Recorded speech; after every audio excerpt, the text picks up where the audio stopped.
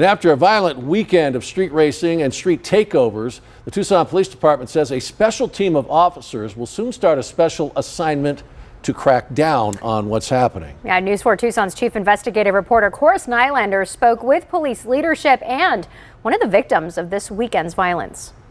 Well, this is a top priority for the Tucson Police Department. Just this past weekend, there were 4 street takeovers ending in a shooting, 2 fires, and a high-speed pursuit that had to be called off.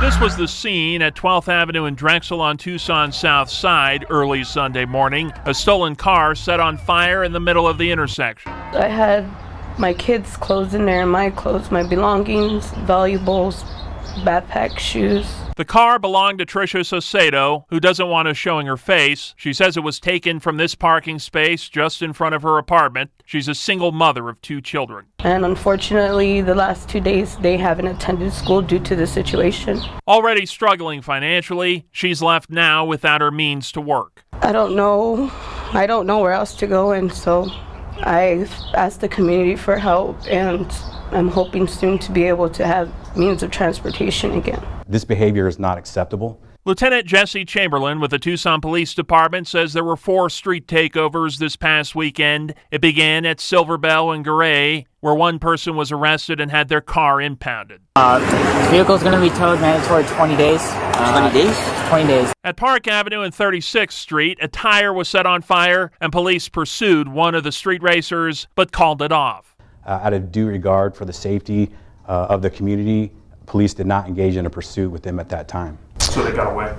Correct. Then at Irvington and Kolb, a person was shot but expected to survive. The last incident was at 12th and Drexel, where Tricia's car was torched. Lieutenant Chamberlain says they have now allocated more resources and a special team to address street racing related issues. This team will work over the weekend and evening hours, and one of their primary responsibilities will be to address the street racing issues that we're facing today. For 4 years, News 4 Tucson has been showing the impacts of street racing, which has led to deadly crashes. After a series of News 4 Tucson investigations, the end of 2020, former police chief Chris Magnus announced a crackdown on the issue, utilizing volunteer officers to pick up shifts. Lieutenant Chamberlain believes this new approach will be more effective. We feel a better approach is to have a set group of officers who have been trained in an approach to handle these situations. The police department reallocated those resources back in July. Lieutenant Chamberlain tells me this special group of officers has been going through training. They will be completed with that training and starting this special assignment next week. Reporting from downtown Tucson, Corus Nylander, News 4 Tucson.